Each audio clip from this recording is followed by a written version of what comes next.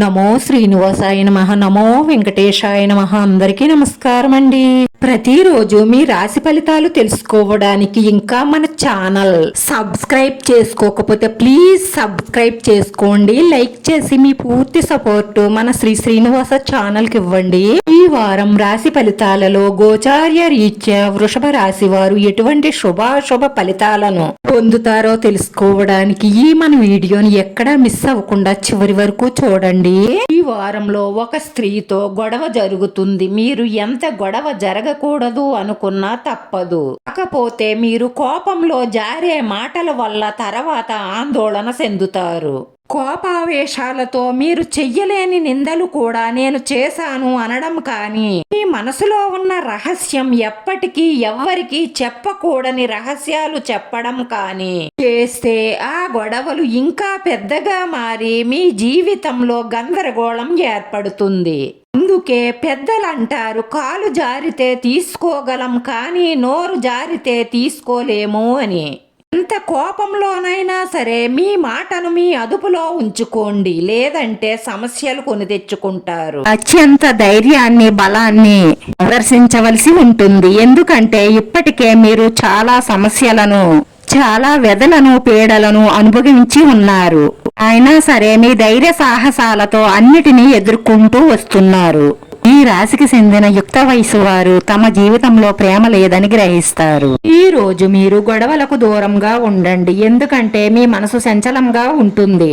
ఏదైనా గొడవ జరిగితే మీరు ప్రాణం తీసుకునే అవకాశాలు ఎక్కువగా గోచరిస్తున్నాయి. కాబట్టి మీరు చాలా చాలా జాగ్రత్తగా ఆలోచించండి. కోపంలో ఎటువంటి నిర్ణయాలు తీసుకోకండి. ఈ ప్రియురాలితో మనసులోని మాట మాట్లాడతారు, జాగ్రత్త. ఎందుకంటే వారి మనసు తెలుసుకుని మాట్లాడండి, లేదంటే బాధపడతారు. ఈ ఆలోచనను, మీ శక్తిని మీరు ఏం కావాలి అని అనుకుంటున్నారో దాని వైపుకు మీ మనసును మరల్చండి. ఈ రోజు మీరు బంధాల యొక్క ప్రాముఖ్యతను తెలుసుకుంటారు.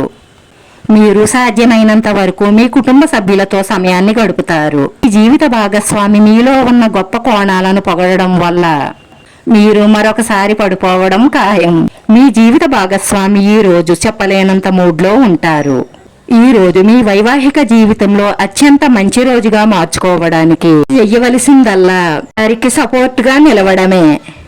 మీరు మీ పిల్లలతో ఉండడం వల్ల మీ సమయాన్ని మర్చిపోతారు. మీ ప్రేమైన వ్యక్తితో మీ సంబంధాలు హాయిగా గడిచిపోతూ ఉంటే వాటికి ప్రమాదం వస్తుంది. ఆదర్లు తగువులు నేనే కరెక్ట్ అని ఎదుటి వారిలో ఉన్న లోపాలని ఎంచకండి. అలా నేనే కరెక్ట్ అని వాదించుకోవడం వల్ల సమస్యలు పెరుగుతాయి. ఇద్దరిలో ఎవరో ఒకరు తగ్గడం వల్ల సమస్య అక్కడితో పరిష్కారం అవుతుంది. ఈ రోజు మీకు తెలియకుండా మీ చుట్టాలు ఒకరు మీ ఇంటికి వస్తారు. వారితో కొంత సమయం సంతోషంగా గడుపుతారు. ఈ రాశి వారి పరిహారంలో దక్షిణామూర్తిని మనస్ఫూర్తిగా పూజించి ప్రార్థించి దక్షిణామూర్తి దర్శనం చేసుకోవడం వల్ల మీరు పడుతున్న రాబోయే కష్టాల నుంచి నష్టాల నుంచి తప్పించుకోవడమే కాకుండా మీ మనసులో ఉన్న మంచి సంకల్పాలన్నీ నెరవేరి మానసిక ప్రశాంతత లభిస్తుంది. వీడియో నచ్చితే లైక్ చేయండి, షేర్ చేయండి. మీ లైక్ మాకు ఎంతో విలువైంది. మీరు లైక్ చేయడం వల్ల ఈ వీడియో కొంతమందికి చేరుతుంది. మన శ్రీనివాస ఛానల్ ఆదరించండి. అందరికీ ధన్యవాదాలండి. నమో వెంకటేశాయ నమః.